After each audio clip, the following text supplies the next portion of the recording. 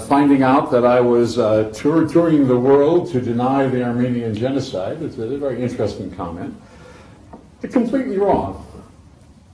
I have written 10 books, of which one is about Armenians. They are sometimes present in other books that I've written because all the Ottoman peoples are present. There are Armenians and Greeks and Bulgarians and Turks and Kurds and everyone else who was there. So to say that I am touring the world to deny the Armenian genocide is more than a little false. When we read this transcript of the television show, my wife and I sat down and remembered that I had last given a talk on Armenians 2 years ago. So it's very, very funny to read these things about oneself. So to set the record straight, I want to say, first of all, I do not say the Turks never massacred Armenians. In fact, in Melbourne and Sydney, when I gave talks, I gave instances and examples of where Turks had indeed done things, bad things in World War I, to Armenians, sometimes to others. But I also wish to say that we have to consider that Armenians also killed Turks and Kurds. And that what we need to have a balanced view that takes all those things into account. It is strange that this is called a pro-Turkish position. But nevertheless, it is a position that I think is historically accurate. I've noticed that here and in other places, the critics never seem to comment on what I actually say. What they talk about are slogans, polemics, not facts of history. And that when this topic comes up, when the relation of Turks and Armenians comes up, the facts are not mentioned. Facts are never given. So what I think we should be considering today is we should be talking about facts. And I will try to give a few salient points. Hopefully there will be discussion, questions. And I will leave the theory of genocide and the basic question of genocide for questions if you wish to talk about that. And so the first thing,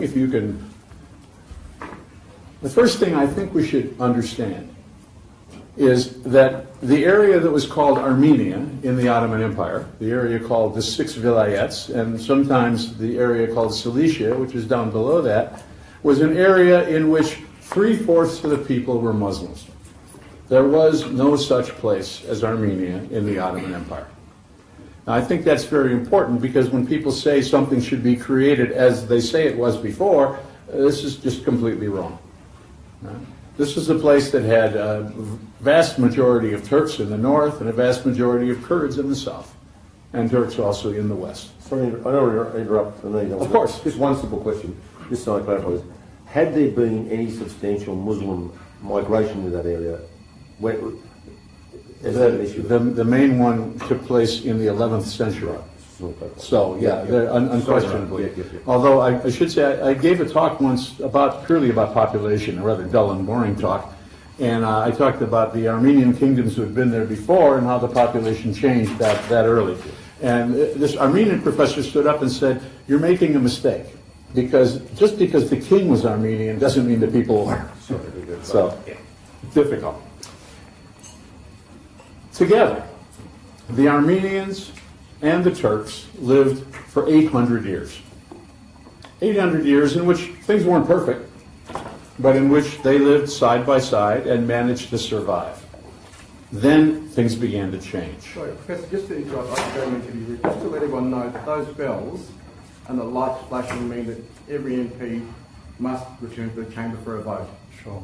So do you want me to... No, you keep going. I'm just saying in terms of the House of Reps, it's required that everyone must be there, so it's not an optional thing, and that's a feature of our parliament. Oh. So just to let you know why they've run off. Well, but why can you stay? I'm a senator. Okay. Well, I will gladly, I will gladly stop for a while if you want, or just keep on going, whatever is preferable. All right. Let's get the next slide, please. Things began to change when Armenians in the Caucasus region and in the Eastern Anatolian region began to side with Russians as Russians invaded the territories. Now, what you see in the map are what was a massive population exchange. When the Russians came into these areas, they expelled the Turkish and other Muslim populations. They forced them out, and in their place, they put Armenians. Now, this was not necessarily a sign of that all the Armenians were on the side of the Russians. Many were. Many actually fought on the side of the Russians in the Russian army. But many of them were simply attracted by the land that had been evicted, from which the Muslims had been evicted. Free land, they were offered to have very low taxes, and consequently Armenians from Iran and from eastern Turkey went into the areas that were taken over, and this caused a tremendous breach in what had been a reasonably amicable relationship up till then. The Armenians were now living in Turkish homes, and that meant that the Turks naturally were very resentful of that. It also meant that the Armenians could see that siding with the Russians gave them real benefits, and that being with the Turks might be a problem. So this kind of breach, this kind of break between the two happened at this time. We have one more slide there. It's simply a later on period. This includes in the 1877-78 war, we had once again a large-scale migration of Turks that were forced out of the area, but today is actually back in Turkey again. Once again, Muslims and Armenians. When the Russians invaded that territory, Armenians joined the Russian army and fought with the Russians, and indeed provided policemen for the Russian army as they took over these territories. So, as you can imagine, this caused quite a bit of ill will. And when the Russians left, large numbers of Armenians fled with them.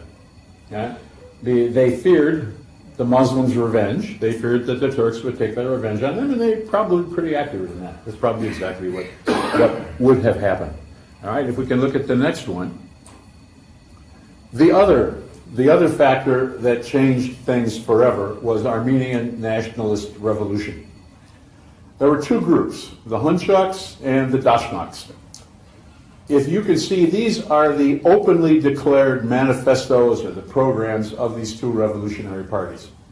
We're not talking about anything secret here. We're talking about the open declaration that they intended to overthrow the Turkish government.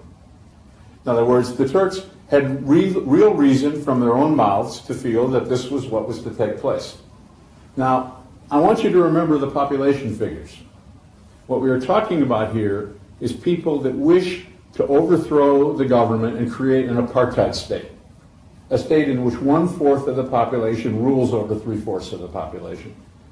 So we are talking actually about something that has nothing to do with democracy or nothing to do with one man, one vote. We're talking about an apartheid state. Okay, you can see the next one. In the 1890s,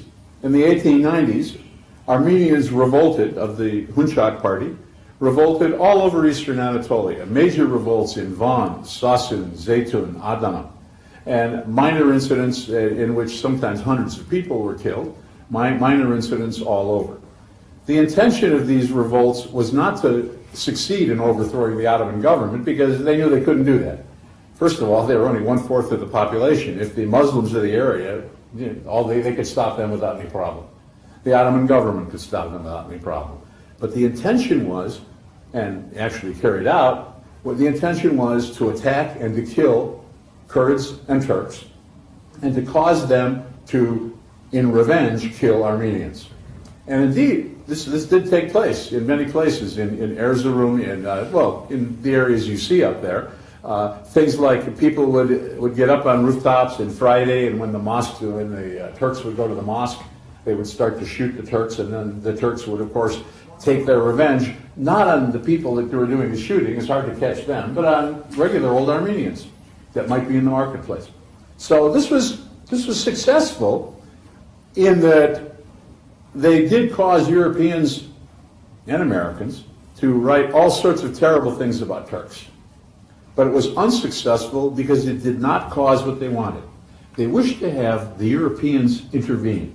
They wished to have Europeans come into the territory, take over the territories, and give them to the Armenians. They failed in this completely.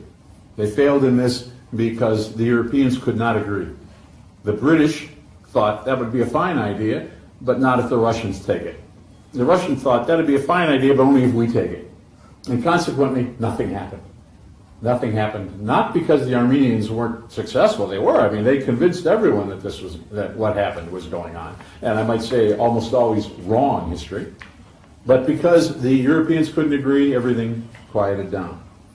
The Dashnaq Party, on the other hand, the Dashnaq Party, after the failure of this, set on a policy of slowly developing the revolutionary potential. Importing people from Russia, importing guns in tremendous numbers. The Ottomans found caches of thousands and thousands of rifles and pistols, dynamite, grenades, everything you could think of to fight a guerrilla war with. And they only found perhaps 10% of what there actually was. It turned out later on that the Armenian rebels were very well equipped indeed. And the Dashnaq Party's plan was to wait until the Ottoman Empire was at war. They knew they could never defeat the Ottoman army by themselves, but they thought if they waited till the Ottoman Empire was at war, that they could succeed by siding with the Russians.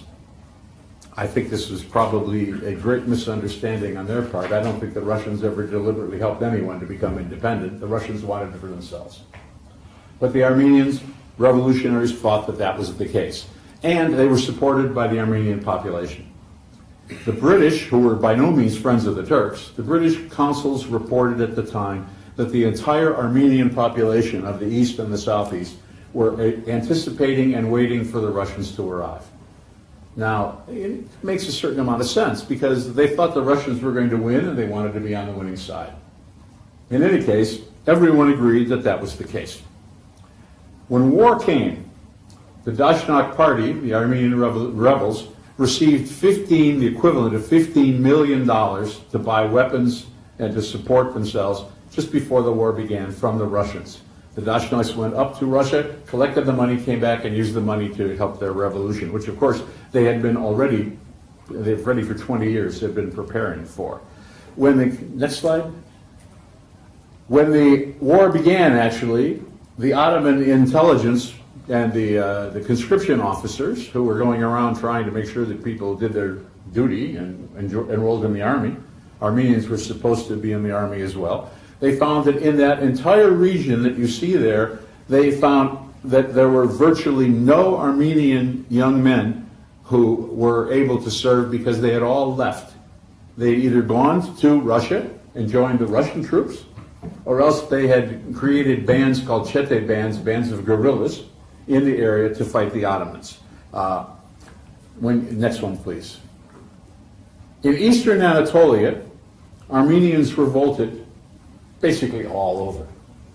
But they revolted, and the only way you can understand their revolt is that they were agents of the Russian army. Where they revolted was always where it would do most damage to the Ottoman war effort. So, for instance, what you see there in the red lines are the transportation system. You might say it doesn't look like many roads, and that's because there weren't many roads. Those are the real roads. Those are what they call the metal roads, the roads that could take cannon and could take big weapons and things, not little dirt roads, because those were pretty much useless. The Ottomans had to keep those roads open, and those roads were exactly where the Armenians attacked. The Ottomans needed to have telegraph communications. That was the lifeblood of an army. You had to have telegraphs.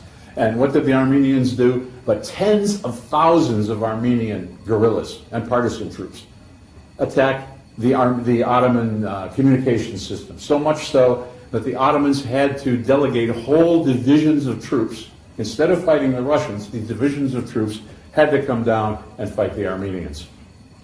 So, in my favorite example, which I won't give you too much of, in Van, the Russians, in the far southeastern there, I don't know if you can read Van, but it's right over from Iran, the Armenians in Van revolted. They seized the city of Van, the major city in southeastern Anatolia. They held it against their own government until the Russians could come down. They attacked when the Ottomans tried to hold the passes in the mountains that would keep the Russians from coming in. They were attacked from behind by the Armenians. so many Armenians that when one pass was attacked so that the Russians could come through, the Ottomans lost 400 soldiers in just one attack. 400 soldiers killed by Armenians so that the Russians could come through. At the same time, in the same area, when the Russians, actually even a little before the Russians came through, the major slaughter of Muslim civilians began. Right? At first, mostly Kurds. And these were killed in tremendous numbers. And the killing kept on going in the city of Van. And once the Russians came in, all around the bottom area of Lake Van, as you can see there, the lake that's sort of next to Van, all around in that area, no Muslim who didn't escape was allowed to live. It was simply a matter of massacre. Now, people don't talk about this when they talk about massacres.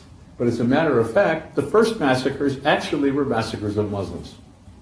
And the first, what they call deportations, the first relocations of people were actually done by the Russians up in the north, not by the Ottomans.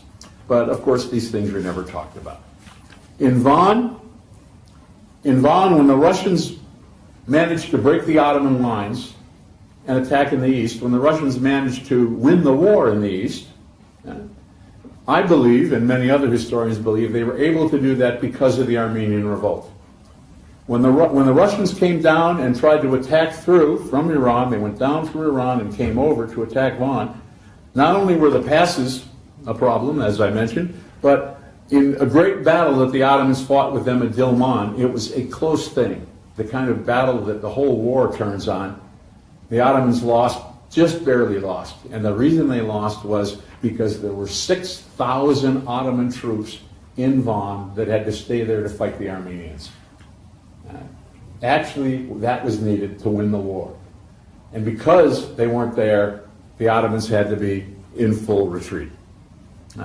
There also are many other areas. In the area down where you see the Mediterranean Sea coming up, in the area that's called Cilicia, down in there, the Armenian groups actually offered the British 10,000 Armenian fighters if the British would invade that area.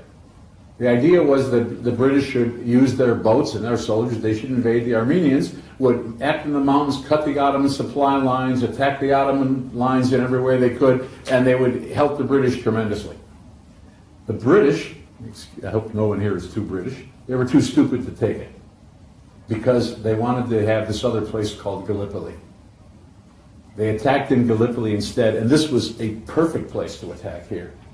They would have cut the Ottoman lines, they would have cut the Ottoman Empire in two, they would have caused the Ottomans to be out of the war a year or two before they were. But the British refused to accept the Armenians. But the Ottomans knew. Whereabouts is the Armenians in relation? I'm sorry? Whereabouts is Gallipoli in relation to this map? Where is it? Yeah, where's Gallipoli? Where's This area is, again, my hearing is very bad. So He's asking where Gallipoli is in relationship to the yeah, map. that's what I'm about to show you. Gallipoli is here. I don't really have. Keep going. Yeah, maybe even over a little bit. Gallipoli is about the west. I hear about the relationship between Gallipoli and Armenians, and somehow there isn't any. There isn't any, except insofar as the same Ottoman army is, fighting in two different places. Well, in any case, the Ottomans knew. The Ottomans knew what was going on. The Ottomans could see not only that their army was being attacked by Armenians, and the Armenians were helping the Russians, but they could see that Ottoman civilians were being massacred. So this isn't just a matter of a political decision or a military decision. This is whether or not they can protect their own people. Because of that, the Ottomans decided to relocate the Armenians. They decided to, let's look at the next slide perhaps. They decided to move the Armenians to areas in Syria and in Iraq, mainly in Syria, because they feared treason. They obviously had good reason to do so. Confusion. No one could say the Ottomans were perfectly organized. Difficulty with protecting people. In some areas, they were attacked, undoubtedly, the caravans. But 80% of the Armenians who were relocated survived. That's the best statistics that we have. Now, 80% survived, which probably indicates they didn't intend to kill them all. But 20% dead is still, it's horrible. It's a very sad and horrible thing to have that kind of death. But that was by no means the worst death of Armenians. The worst death of Armenians took place, you see where it says 350,000 up there? When the Russians came in, and the Armenians obviously helped them in Van and other places, the Ottomans managed for a while to counterattack. They came back into Van, and when they did, the Armenians, as you might expect, fled as quickly as they could. 350,000 went up to Russia. And in Russia, even when the Russians came back, the Russians refused to let the Armenians go back with them. They refused to let the Armenians be fed on their own land. Half the Armenians, of those 350,000, half of them died. Half of them died of disease, starvation. So, in fact, a much lower percentage of those relocated died. They were better off. But that's not really important. The important thing is to look at all sides of this. Because, notice the big green lines there. When demographers, such as myself, when we talk about moving people like that, well, we talk about it as something called forced migration. And forced migration is a simple idea. Someone holds a gun to your head and says, you will move. Or there's a war going on, and unless you're crazy, you run. Well, that's what happened, not just to Armenians, but also to all these Turks and Kurds. Many more Turks and Kurds. And the death of these people was many times greater than the death rate of Armenians. For instance, in the province of Van, where all this trouble took place, almost 2/3 of the Muslims were dead at the end of the war. 2/3. So we're talking about massive death rates. We're talking about tremendous amounts of death, and not just Armenians, but Turks, Kurds. At the end of the war, when the Armenian Republic tried to set up in the areas of Erzurum and Trabzon and other areas, the Ottoman army defeated them, and when the Armenians left precipitously, they killed every single man, woman, and child, Muslim man, woman, and child who was in their way, and I mean every single one. When the armies came through, they found the wells were full of corpses. They found that their horses couldn't go through the streets because there were piles of dead. I mean, horrible things. But it must be said, when the Armenians who couldn't get away, when the Muslim villagers, the Turkish villagers returned, they killed all them too. There's no question. In revenge, they killed them all. So if we want to talk who's guilty, who's innocent, the answer is everyone. Every side, every group, guilty, innocent. But there's something I like to point out which is very important. And that is, what you see in front of you are the numbers of Turks and other Muslims, mostly Turks, who were convicted of crimes against Armenians. The Ottomans tried to follow the rule of law. For crimes against Armenians, they tried and many times hung the people who had done these things, including an Ottoman governor. They weren't perfect. A lot of people got away. No doubt about it. But how many Armenians or Russians who killed Turks, how many of them were ever tried and convicted? None. Not a single one. So if you want to accuse the Ottomans of genocide or massacre or whatever you want to do, you have to take a look at these things.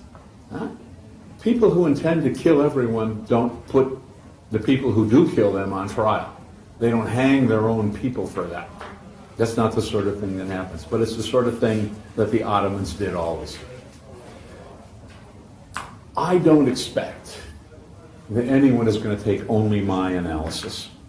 I don't expect that anyone is going to do any more than realize that there are facts that contradict, that go against the usual story that's told of the history of the Turks and the Armenians, that there are facts that must be considered.